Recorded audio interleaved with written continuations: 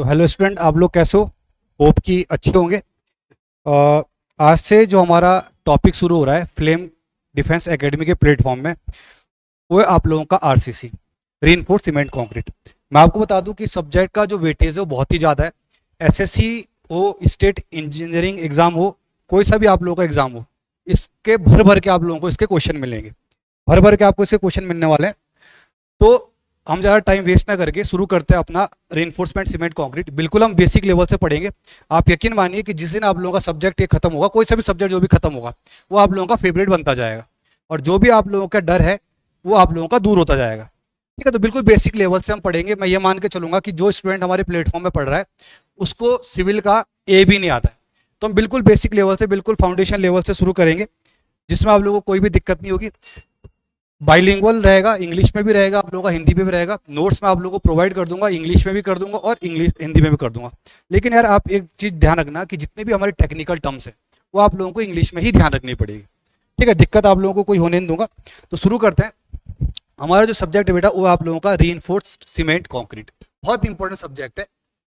मैं marker change कर लेता हूँ थोड़ा सा को, वाइट कर लेता हूँ। ठीक है, रीइंफोर्स्ड सीमेंट कंक्रीट। ठीक है, अब जो आप लोगों का आरसीसी जिसे हम कहते हैं, इसको शॉर्ट में हम आपको पता ही है इसको हम क्या कहते हैं, आरसीसी, रीइंफोर्स्ड सीमेंट कंक्रीट। 1849 की बात है। 1849 से पहले हमने भर भर के यूज किया है कंक्रीट, सिर्फ कंक्रीट को यूज किया। हमने रीइंफोर्स्ड सीमेंट कंक्रीट को यूज नहीं किया है, हमने सिर्फ आपका कंक्रीट को यूज किया है। अब 1849 ये क्वेश्चन एसएससी वगैरह में जनरली पूछ लिया जाता है। ठीक है, इन 1849 एक केमिकल इंजीनियर थे जिसका नाम था आपका जोसेफ मोनियर। देखो, जोसेफ एस्पेडिन ने इन्वेंट किया था सीमेंट को, ओपीसी को। जोसेफ मोनियर, ये आपके कौन है? Joseph Monier. इन्होंने इन्वेंट किया था किसको? आरसीसी को, इन्वेंटेड आरसीसी। अब ये कभी कभार क्वेश्चन आप लोगों का पूछा जाता है, जनरली जीके का क्वेश्चन है, टेक्निकल क्वेश्चन नहीं है। जोसेफ एस्पेडिन ने ओपीसी को इन्वेंट किया था, आपको पता होना चाहिए। और आपका जोसेफ मोनियर ने इन्वेंट किया था आरसीसी को। एक जनरल मैंने आपको, एक नॉलेज के लिए मैंने आपको बता दिया, इन जनरल आपको मैंने बता दिया, क्वेश्चन पूछा जा सकता है। लेकिन हमें टेक्निकली डील करना है, तो ये बहुत भारी भरकम इतना क्वेश्चन नहीं है कि यहाँ से पूछना ही जाना है, लेकिन हमें पता होना चाहिए एज एन इंजीनियर। तो मैंने आपको बताया कि 1849 से पहले हमने किसको यूज किया? हमने यूज किया आप लोगों का कंक्रीट को। तो before introduction, first point, before introduction of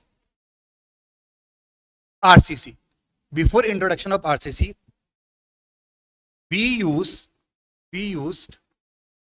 हमने यूज किया था प्लेन सीमेंट कंक्रीट। इसका मतलब है कि पहले तो हमें प्लेन सीमेंट कंक्रीट के बारे में मालूम होना चाहिए, बेसिक चीजें, तब जाके हमें पता चलेगा कि भैया हमें जरूरत क्यों पड़ी रीइंफोर्स्ड सीमेंट कंक्रीट। तो पहले हमने पीसीसी को ही यूज किया है। तो सबसे पहला जो हमारा आज का टॉपिक रहेगा वो रहेगा आपका पीसीसी। तो फर्स्ट आपका टॉपिक है आपका, वो आप लोगों का पीसीसी। इसमें हम सब हेडिंग डालते रहेंगे, जिसको हम बोलेंगे प्लेन सीमेंट कंक्रीट। फर्स्ट जो टॉपिक है बेटा हमारा वो आपका प्लेन सीमेंट कंक्रीट। अब क्या है कंक्रीट? प्लेन सीमेंट कंक्रीट क्या है, पहले इसको देखते हैं। प्लेन सीमेंट कंक्रीट कुछ नहीं है, एक मिक्सचर है। किस चीज का मिक्सचर है ये बताता हूं मैं। प्लेन सीमेंट कंक्रीट आपका मिक्सचर है किस का? It is a mixture of PCC. इसमें फर्स्ट रोमन में लिख देता हूं numbering. PCC is mixture of किस का मिक्सचर है बेटा? पीसीसी मिक्सचर ऑफ किसका? एक आप लोगों का वाटर, मिक्सचर ऑफ वाटर। इसमें आप लोगों का क्या होगा? ऑफ फर्स्ट वाटर, एक तो आप लोगों का पानी रहेगा, सेकंड आप लोगों का बाइंडिंग मटेरियल रहेगा, जैसे हम सीमेंट, बाइंडिंग मटेरियल, थर्ड आप लोगों का कोर्स एग्रीगेट, फिफ्थ आप लोगों का फाइन एग्रीगेट, और चौथा आजकल के टाइम पे बहुत ज्यादा यूज होता है आपका एडमिक्सचर। अब admixture, coarse aggregate, fine aggregate बेटा हमारे टॉपिक हैं बीएमसी के। ये हमारे बीएमसी के टॉपिक है। तो आप लोगों का water binding metal course agreed fine agreed के मिक्सचर को हम क्या बोलते हैं? पीसीसी बोलते हैं। This is PCC. तो ये आप लोगों का पीसीसी है। इट्स द मिक्सचर ऑफ ये इन, लेकिन मिक्सचर ऐसा नहीं है बेटा, मिक्सचर ऐसा नहीं है कुछ भी क्या आप लोग पानी लो, बाइंडिंग मटेरियल सीमेंट लो, कोर्स एग्रीगेट जैसे जिसको आप स्टोन की चिप्स बोलते हैं, जिसको गिट्टियां भी बोलते हैं साइड पे, फाइन एग्रीगेट लो जिसे हम सैंड लेते हैं, और एडमिक्सचर लो, जितना मर्जी डाल दो ना। इसका एक स्पेसिफिक आगे देखेंगे हम कि इसका एक इन स्पेसिफिक प्रोपोर्शन, ऐसा नहीं होगा कि कुछ भी डाल दो, इनका एक अनुपात होगा इन स्पेसिफिक, कुछ ना कुछ इनका एक स्पेसिफिक प्रोपोर्शन होगा। प्रोपोर्शन मतलब एक अनुपात होगा, ऐसा नहीं कुछ भी डाल दो, नहीं। वो देखेंगे कितना डालेंगे जब हम कंक्रीट मिक्स डिजाइन करेंगे, तो बता देंगे कि कितना सीमेंट लगेगा, कितना एग्रीगेट लगेगा, उसमें से भी कितना फाइन एग्रीगेट लगेगा, कितना आपका उसमें कोर्स एग्रीगेट लगेगा, कितना पानी लगेगा, कितना एडमिक्सचर लगेगा, कितना एयर लगेगा, इवन एयर भी होगी। अच्छा एक चीज और बता दूं, प्लस एयर भी होता है, पर ये हम आर्टिफिशियली एयर नहीं डालते। अब आप बोलेंगे एयर तो हम बाहर निकालते हैं, कुछ परसेंट एयर इसके अंदर रहती ही रहती है, क्योंकि हम 100% कॉम्पैक्शन नहीं कर सकते, तो एयर भी रहती है, एयर भी रहती है, ऐसा नहीं कि एयर नहीं रहती। अब हम बात करते हैं कि कंक्रीट जो पीसीसी है इसकी प्रॉपर्टी क्या है। भैया भैया प्रॉपर्टी पता होनी चाहिए तभी तो बता पाएंगे। तो सेकंड पॉइंट मैं रोमन में लिख रहा हूं, हेडिंग हमारी यही चल रही है, पीसीसी। जो कंक्रीट होता है, जो प्लेन सीमेंट कंक्रीट होता है, जो प्लेन सीमेंट कंक्रीट है, ये एक ब्रिटल मटेरियल है। ब्रिटल का मतलब है भंगुरता। ब्रिटलनेस जो होती है, जो ब्रिटल मटेरियल होते हैं उसके अंदर टूटने से पहले लार्ज डिफॉर्मेशन या लार्ज प्लास्टिक डिफॉर्मेशन नहीं मिलता देखने को। कहने का मतलब क्या है कि अगर मैं बात करूं कोई आपका ये मटेरियल है, इस मटेरियल को मैंने आपका खींचा, चाहे टेंसाइल फोर्स लगाया, चाहे कंप्रेसिव फोर्स लगाया, चाहे कैसा ही फोर्स लगाया, लेकिन टूटने से पहले इसके अंदर बहुत ज्यादा पहले क्या आया? तनाव आया, बहुत ज्यादा टेंशन आया, बहुत ज्यादा स्ट्रेन आया, तब जाके इसके ऊपर क्रैक पड़े। तो इसका मतलब टूटने से पहले इसने एक प्लास्टिक स्टेज को अचीव किया। प्लास्टिक का मतलब क्या कि आपका दूसरी शेप में कन्वर्ट हो गया, मतलब वापिस नहीं आया, दूसरे शेप में रह गया, इसको प्लास्टिसिटी बोलते हैं। लेकिन ये डिफॉर्मेशन लार्ज मिला, ऐसा कंक्रीट में नहीं हुआ, ऐसा पीसीसी में नहीं मिलता। पीसीसी में क्या होगा, जैसे आप इसके ऊपर लोड लगाओगे, जैसे आप इसके ऊपर लोड लगाओगे, ये इसके ऊपर एकदम क्या पड़ जाएगा? क्रैक पड़ जाएगा, मतलब डिफॉर्मेशन नहीं मिलेगा। तो डिफॉर्मेशन नहीं मिलेगा, इसका मतलब ये हो गया कि जो आपके ब्रिटल मटेरियल जैसे कि कंक्रीट, जैसे कि पीसीसी, ये आपके ब्रिटल होते हैं, और ब्रिटल होंगे तो टूटने से पहले वार्निंग नहीं देते। दूसरा, जितने भी ब्रिटल मटेरियल होंगे, दुनिया के जितने भी ब्रिटल मटेरियल होंगे, वो अपने आप में वीक होंगे, कमजोर होंगे, किसके अंदर? टेंशन के अंदर। ब्रिटल मटेरियल की दो प्रॉपर्टी बताई। ब्रिटल मटेरियल आप लोगों का लार्ज डिफॉर्मेशन नहीं मिलता टूटने से पहले, और लार्ज डिफॉर्मेशन नहीं मिलेगा तो मुझे ये नहीं पता चलेगा स्ट्रक्चर टूटेगा कब। जब भी टूटेगा सडनली टूट जाएगा, तो टूटने से पहले वार्निंग शो नहीं करते। दूसरा, ब्रिटल मटेरियल, और हमारा पीसीसी भी कैसा मटेरियल है? ब्रिटल मटेरियल ही है। ये टूटने से पहले आपका warning show, sorry, brittle material जितने जैसे पीसीसी ये वीक होते हैं टेंशन में, और टेंसाइल फोर्स को ये कैरी नहीं कर पाते। कहने का मतलब ये है कि टेंशन में बहुत वीक होते हैं, इतने वीक होते हैं कि जो इसकी कंप्रेसिव स्ट्रेंथ होती है, इसकी जो टेंसाइल स्ट्रेंथ निकल के आ रही है वो मात्र 10 से 15% निकल के आती है। मतलब इसकी प्रैक्टिकल पर्पस के लिए हम टेंसाइल स्ट्रेंथ को नेग्लेक्ट करते हैं। मतलब ये कहना चाह रहा हूं कि हम ये मान के चलते हैं कि कंक्रीट टेंसाइल फोर्स को बियर करता ही नहीं है, प्रैक्टिकली करता है लेकिन बहुत ही कम। तो इसकी प्रॉपर्टी है, first, concrete is a brittle material. Concrete कैसा मटेरियल है? कंक्रीट या पीसीसी बोल दो, पीसीसी जो हमारा PCC is a brittle, brittle का मतलब क्या है? भंगुर, ब्रिटल मटेरियल। ये आपका एक ब्रिटल मटेरियल है बेटा, this is a brittle material. And brittle material की जो प्रॉपर्टी, ध्यान रखना आपको, ब्रिटल मटेरियल इज वीक, कमजोर होते हैं, वीक इन टेंशन, एक तो ये टेंशन में कमजोर होते हैं, weak in tension, and do not show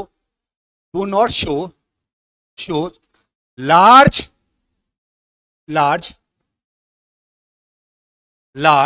deformation, मतलब ज्यादा डिफॉर्मेशन नहीं मिलता, लार्ज प्लास्टिक डिफॉर्मेशन। बेटा कौन सा deformation? Plastic deformation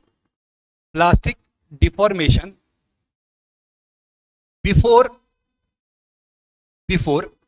fracture.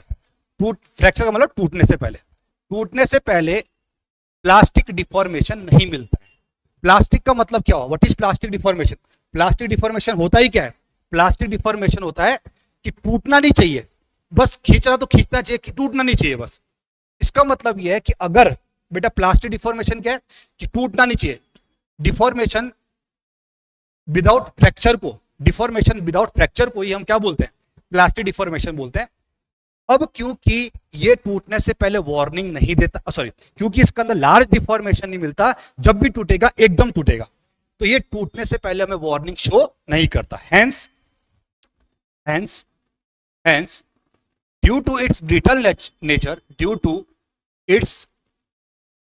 Nature, इसके ब्रिटल नेचर के कारण, brittle nature PCC do not shows any warning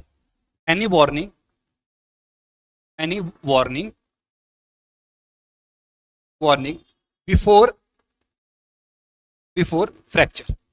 ये वार्निंग नहीं देता, या ये बोल सकते हैं कि ये सडन फेल कर जाता है। और बेटा सडन फेल करना नहीं चाहिए ना, हमारा जो स्ट्रक्चर है वो सडन फेल नहीं करना चाहिए। एक सेकंड देखना पड़ेगा मिलेगा कैसे। अच्छा ठीक है, बिफोर फ्रैक्चर। क्या ये बोल सकते हैं कि कंक्रीट का हमें क्या है? सडन फेलियर मिलेगा। कैसा फेलियर मिलेगा? एकदम फेल करेगा। अब बेटा आप बोलेंगे सर एकदम फेल करेगा तो क्या दिक्कत हुई? ये दिक्कत हुई कि फॉर एग्जांपल आपने आज लेटेस्ट न्यूज सुनी होगी कि एक स्कूल में बहुत सारे स्टूडेंट, बिल्कुल छोटे छोटे प्राइमरी या शायद सेकेंडरी लेवल के स्टूडेंट होंगे, कितनी जानें चली गई, आपका स्ट्रक्चर कोलैप्स कर गया। अब वो स्ट्रक्चर क्यों कोलैप्स कर गया? अब उसमें क्या है कि गवर्नमेंट ने क्या कर दिया, गवर्नमेंट ने सस्पेंड किसको किया? टीचर को। टीचर ने बोला कि अंदर बैठो। अब देखा होगा आप लोगों ने, लेटेस्ट न्यूज है, टीचर ने बोला कि अंदर बैठ जाओ। बच्चे अंदर बैठ गए। ऑब्वियस सी बात है, टीचर तो बोलेगा बेटा पढ़ने के लिए अंदर बैठ जाओ, बाहर तो नहीं बैठेगा जब स्कूल बने। अब स्कूल टूटा, ऊपर से छत कोलैप्स हो गया।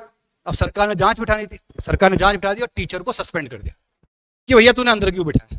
तो यार ये बताओ, हम उस देश में रह रहे हैं जहां पर टीचर को भगा दिया जा रहा है कि तूने अंदर क्यों बिठाया। अरे भैया दिक्कत कहां थी? दिक्कत तो हमारी डिजाइनिंग में थी, दिक्कत तो हमारे कॉन्ट्रैक्टर में थी, दिक्कत तो हमारे सिस्टम में थी ना।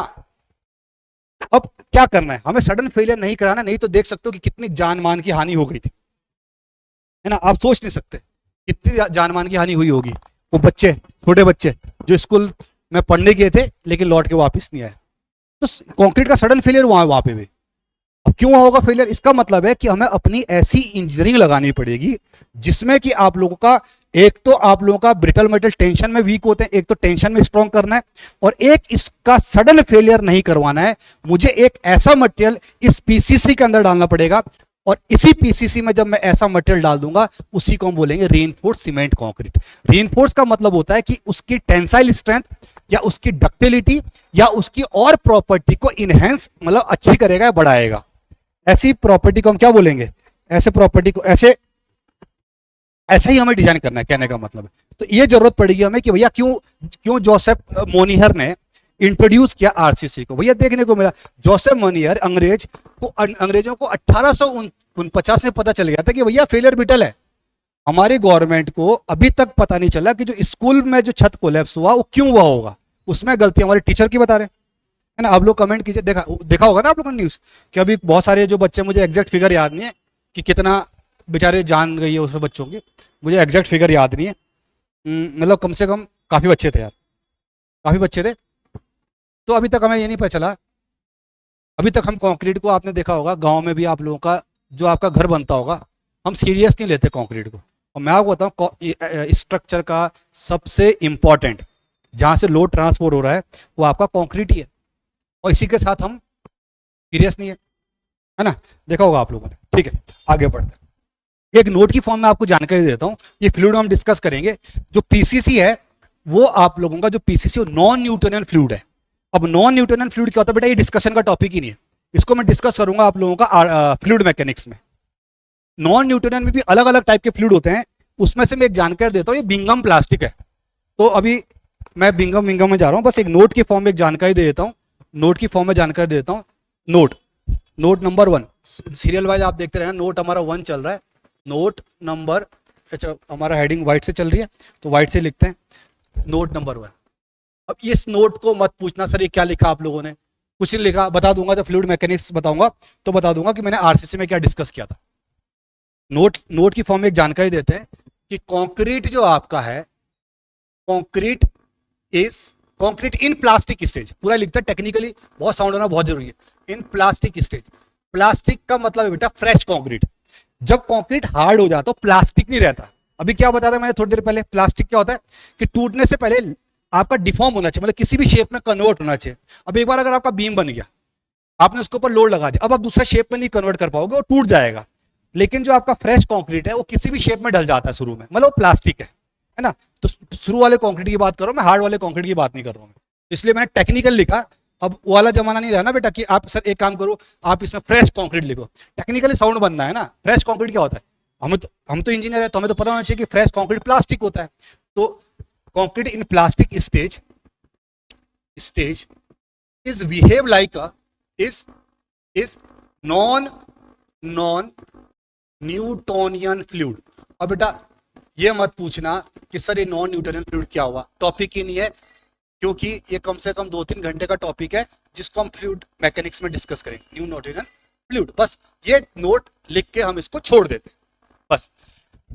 अब सर आपको पता चल गया हमें कि भैया ब्रिटल मटेरियल है, कंक्रीट में स्ट्रॉन्ग होता है कंप्रेशन में, अच्छा हाँ, वीक होता है टेंशन में, स्ट्रांग होता है कंप्रेशन। यहाँ लिख देता हूँ कि ये स्ट्रांग होता है, यहाँ पे मैंने लिखा नहीं कोई बात नहीं, स्ट्रांग होता है किसके अंदर, कंप्रेशन के अंदर स्ट्रांग होता है ब्रिटल मटेरियल, मतलब कंक्रीट स्ट्रांग है कंप्रेशन में लेकिन वीक है टेंशन में।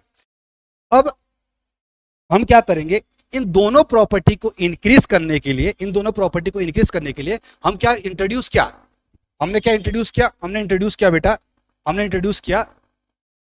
इंट्रोड्यूस किया रीइंफोर्समेंट मटेरियल। तो अगला पॉइंट है, पॉइंट नंबर कौन सा चल रहा है, प्रॉपर नोट्स बनाएंगे हम। सेकंड रोमन में चल रहा है, अभी पीसीसी चल रहा है, बस इसी में थर्ड रोमन में चल रहा है हमारा थर्ड। टू इंक्रीज हम अब हमें क्या करना है, इसकी स्ट्रेंथ बढ़ानी है, कौन सी, tensile. To increase tensile strength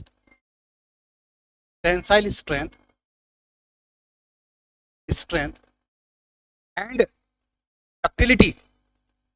brittleness का उल्टा क्या होता है, डक्टिलिटी को बढ़ाना हमें ताकि टूटने से पहले वार्निंग दे, डक्टिलिटी। या ये लिख सकते हैं प्लास्टिसिटी, एक ही बात है भैया, प्लास्टिक डिफॉर्मेशन मिलना चाहिए, एक ही बात है,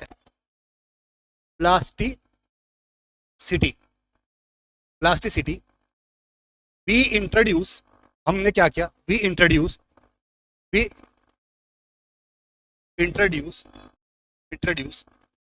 reinforcement material, reinforcement material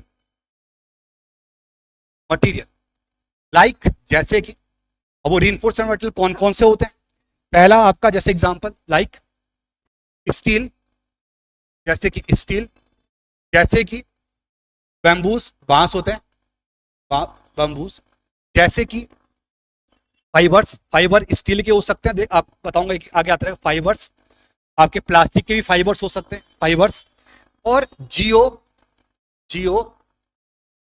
textiles, जियो टेक्सटाइल कुछ नहीं होता, सिंथेटिक कपड़ा होता है, जियो मतलब मिट्टी, जियोग्राफी भू मतलब मिट्टी, जियो आपने एक सब्जेक्ट भी ना सॉइल मैकेनिक्स जिसको हम जियो टेक भी बोलते हैं। तो जियो और टेक्सटाइल मतलब कपड़ा, तो एक मिक्सचर है मिट्टी का और कपड़े का, सिंथेटिक कपड़ा होता है, इसको भी हम यूज करते हैं। जियो टेक्सटाइल को हम यूज करेंगे सॉइल में, बहुत भर भर के यूज करेंगे, है ना। चलिए अब फाइबर्स हो गया, जियो टेक्सटाइल हो गया, इसको हम यूज करते हैं। अब ध्यान सुनना, लेकिन इनमें से जो मोस्टली यूज होता है material as a reinforcement material, वो आप लोगों का है आपका स्टील। बट थर्ड अगला point, fourth point, but steel जो है आपका, बट स्टील इज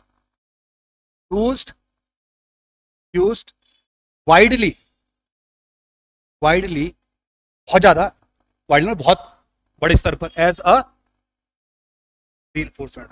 बेटा रीइंफोर्स का मतलब स्टील नहीं है, मैं आपको फिर बता रहा हूं, रीइंफोर्स का मतलब स्टील नहीं है। स्टील एक मटेरियल है जो यूज होता है as a reinforcement material. Reinforcement का मतलब यह है, यहाँ पे नहीं, हर जगह रीइंफोर्समेंट का मतलब यह है कि कोई भी चीज अगर किसी भी चीज की प्रॉपर्टी को अच्छी बना रहा है, चेंज कर रहा है, उस प्रॉपर्टी, उस मटेरियल को हम रीइंफोर्समेंट बोलते हैं। जैसे एग्जांपल, क्या एग्जांपल, रियल लाइफ एग्जांपल क्या दूं आपको रीइंफोर्समेंट का? जैसे एग्जांपल, पहलगाम अटैक हुआ, तो जब पहलगाम अटैक हुआ उसके बाद पहले वहां पे हमारी बहुत ज्यादा आर्मी नहीं थी, बहुत ज्यादा आर्मी वहां पे डिप्लॉय नहीं कर रखी थी।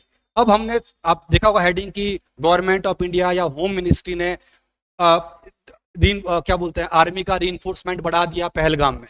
तो रीइंफोर्समेंट बढ़ा दिया पहलगाम, मतलब स्टील नहीं भेजा वहां, भेजे आदमी भेजे, बस वहां पर अब क्या करेंगे, वहां पर जो सुरक्षा है और अच्छी हो जाएगी। तो वहां सुरक्षा अच्छी हुई, यहाँ पे कौन बढ़ा, यहाँ पर आपके टेंसाइल स्ट्रेंथ और डक्टिलिटी बढ़ी। तो यहाँ पर इस सेंस में बोल रहा हूं मैं, इस कॉन्टेक्स्ट में बोल रहा हूं, इस कॉन्टेक्स्ट में ये बोल रहा हूं कि यहाँ पर रीइंफोर्समेंट का मटेरियल मतलब ये है, यहाँ पर जो ऐसा मटेरियल स्टील, बम्बूस, फाइबर्स, जियो टेक्सटाइल, जो आप लोगों का किसको बढ़ाए, टेंसाइल स्ट्रेंथ और डक्टिलिटी को बढ़ाए, किसका, कंक्रीट की। ये अब क्वेश्चन ये है कि सर इनमें से आपने क्यों लिखा कि आपका स्टील ही यूज होगा ज्यादातर एज अ रीइंफोर्समेंट मटेरियल? तो इसको लिख देते हैं कि क्यों होता है, वाई, अगला हेडिंग डालते हैं, वाई स्टील इज, क्यों होता है, why steel is used a reinforced material.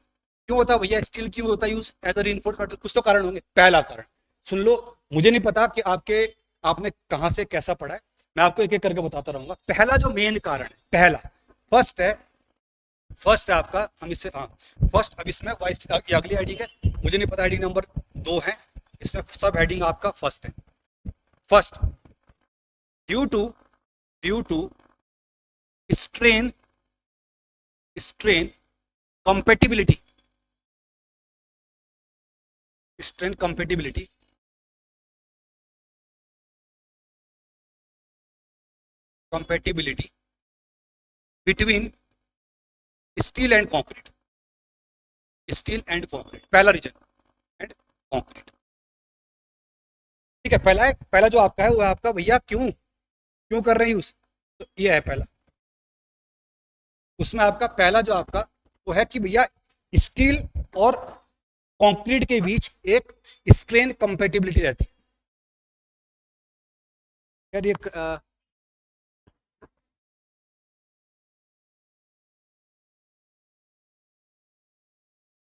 बंद हुआ होगा,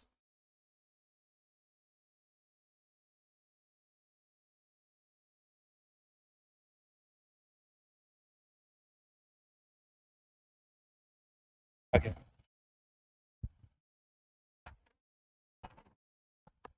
ये ऐसे अपना हो रखा है।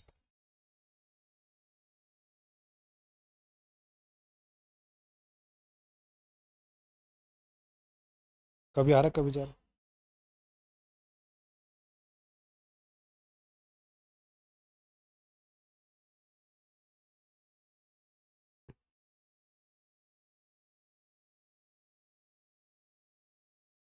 कैप्चर कार्ड में तो नहीं दिक्कत है? हाँ, आ गया, लेकिन फिर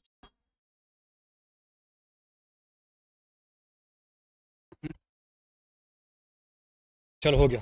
चलिए भाई, तो जो आपका पॉइंट है वो है आपका strain compatibility between steel and concrete. Compatibility का मतलब होता है जिससे मैं आपके साथ कंफर्टेबल हूँ, कंफर्टेबल नहीं, कंपेटिबिलिटी अनुकूल, आपके जैसे, आप जैसे आप आओगे तो मैं आपके साथ ढल जाऊंगा। जैसे होता है ना कि कोई आदमी होता है कि भाई बड़ों के साथ भी कंपिटिटिव होता है, छोटों के साथ भी होता है। तो स्ट्रेन कंपेटिबिलिटी का मतलब क्या है, ध्यान सुनो, या ये बोल सकते हैं, और अच्छा चलो इसको क्या बोलता हूँ, इसमें फिर एक्सप्लेन करता हूँ इसका मतलब क्या है। इसका मतलब बेटा ये है कि जो स्टील और कंक्रीट है, जब कंक्रीट हार्ड होता है, स्टील और कंक्रीट के बीच एक परफेक्ट बॉन्ड बनता है। ऐसा और मटेरियल के साथ नहीं होता, कंक्रीट ऐसा और मटेरियल के साथ नहीं करता। तो एक इनके बीच एक क्या बनता है, परफेक्ट बॉन्ड बनता है। बॉन्ड बनेगा तो क्या होगा, बॉन्ड बनेगा तो आपने स्ट्रेंथ ऑफ मटेरियल में पढ़ा होगा कि भैया ये आपका कंपोजिट मेंबर की तरह बिहेव करेगा। जब इसके ऊपर लोड आएगा, मैं टेम्परेचर की बात नहीं कर रहा हूं, ध्यान सुनो, टेम्परेचर की बात नहीं कर रहा हूं, जब इसके ऊपर लोड आएगा तो क्योंकि दोनों के ऊपर बॉन्ड है, बॉन्ड क्या है, सेम बॉन्ड है, इसको जेब में रखता हूं, बॉन्ड अच्छा है, तो जब मैं इसको खींचूंगा तो जितना स्ट्रेन या डिफॉर्मेशन मेरे कंक्रीट में आएगा, same deformation, same amount of deformation मेरा किसमें मिलेगा, स्टील में मिलेगा। तो ये लोड की वजह से, एक्सटर्नल लोड की वजह से एक दूसरे के ऊपर से स्लिप नहीं होंगे। इसको बोलते हैं स्ट्रेन कंपेटिबिलिटी। ऐसा और मटेरियल में नहीं होता। कहने का मतलब है शुद्ध भाषा में, क्योंकि इनके बीच एक परफेक्ट बॉन्ड बनता है। कैसा बॉन्ड बनता है? परफेक्ट बॉन्ड, परफेक्ट बॉन्ड बनता है। तो कहने का मतलब है, आप इसको एक्सप्लेन करना, मैं एक्सप्लेन कर दूंगा, अदरवाइज एक्सप्लेन करने की जरूरत है नहीं। पहला है क्योंकि परफेक्ट बॉन्ड बनता है। अगर आपको, अच्छा दूसरी बात, ये मैं आपको समझा सब रहा हूं, अगर आपको डिटेल नोट्स चाहिए तो डिटेल नोट्स मैंने बना रखे हैं, तो डिटेल नोट्स मैं आप लोगों को दे दूंगा, ठीक है। तो आपका एक परफेक्ट बॉन्ड है। दूसरा दूसरा जो रीजन है बेटा, दूसरा जो रीजन है इसके साथ, वो है coefficient of thermal expansion, thermal expansion. ये तो आपने सुना ही होगा। क्या होता है, ऐसा जरूरी नहीं है जो स्ट्रेन है वो सिर्फ एक्सटर्नल लोड की वजह से आएगा। स्ट्रेन तो बेटा आप लोगों का टेम्परेचर की वजह से भी आ सकता है। तो जब टेम्परेचर की वजह से आपका स्ट्रेन आएगा, तो जब टेम्परेचर बढ़ेगा, जब टेम्परेचर का चेंज होगा, तो या तो आपका जो आरसीसी का मेंबर है, कंक्रीट का मेंबर है, वो या तो क्या कंप्रेस होगा या इलोंगेट होगा, मतलब इसकी डायमेंशन चेंज होगी। तो अगर आपका, आपने सुना होगा coefficient thermal expansion of steel same नहीं होता, स्टील एंड कंक्रीट लगभग नियरली सेम होता है। Nearly is approx equal, is approx equal, लगभग और लगभग बराबर होता, इक्वल नहीं होता। दो, किसी भी दो मटेरियल का थर्मल कोएफिशिएंट सेम नहीं हो सकता दुनिया के, लेकिन हाँ लगभग लगभग सेम होता है। अब जब सेम होगा तो क्या होगा, आपको पता है कि इस डिफॉर्मेशन ड्यू टू टेम्परेचर, मैंने एक डायमेंशन उठाई लेंथ, आप चाहो तो विड्थ उठा सकते थे, आप चाहे तो डेप्थ उठा सकते थे, कोई सी भी तीनों में से डायमेंशन उठा सकते थे। आपने स्ट्रेंथ ऑफ मटेरियल पढ़ा होगा कि टेम्परेचर की वजह से जो डेल हेल है वो होता है आपका अल्फा, अल्फा क्या, coefficient thermal expansion into L into delta T, और डेल्टा टी क्या आपका चेंज इन टेम्परेचर। तो भैया देखो, अगर मैं आपसे बात करूं फिर टेम्परेचर कौन से, देखो ये भी इंपॉर्टेंट, ये भी इंपॉर्टेंट है। आपको, आपने ये रीजन सुना होगा, या शायद आप लोगों को नहीं पता होगा, या आप लोगों को नहीं बताया गया होगा, ठीक है। तो पता इसलिए नहीं क्योंकि बताया नहीं गया है। तो मैं आपको बता दूं कि भैया स्ट्रेंथ कंपेटिबिलिटी रहती है, दोनों के बीच परफेक्ट बॉन्ड होता है, जिसकी वजह से दोनों में होने वाला स्ट्रेंथ सेम मिलता है। दोनों में स्ट्रेंथ सेम मिलेगा तो दोनों में आप लोगों का एक दूसरे के ऊपर स्लिप या क्रैक्स नहीं पड़ेंगे, ठीक है। अल्फा सेम है, अल्फा लगभग, अल्फा ऑफ स्टील लगभग, अल्फा ऑफ स्टील लगभग is nearly equal to alpha of concrete. अच्छा मैं बता भी देता हूँ, नोट की फॉर्म में जानकारी दे दूंगा, अच्छा ठीक है, नोट बाद में दूंगा। तो अगर दोनों का अल्फा लगभग सेम हो जाए, तो दोनों दोनों की लेंथ भी सेम है, टेम्परेचर का चेंज दोनों के लिए सेम हो रहा है, क्योंकि एक ही जगह पर, ऐसा तो है नहीं कि कंक्रीट कंक्रीट आप लोगों ने कन्याकुमारी में लगाया और स्टील आप लोगों ने कश्मीर में लगाया, तो भैया एक ही जगह लगा होगा। तो आज जहां पर मैं हूँ वहां का टेम्परेचर दोनों के लिए सेम है। इस बीम में जो भी इस मटेरियल है, चाहे वो कंक्रीट हो चाहे वो आपका स्टील हो, दोनों के लिए क्या है, सेम है।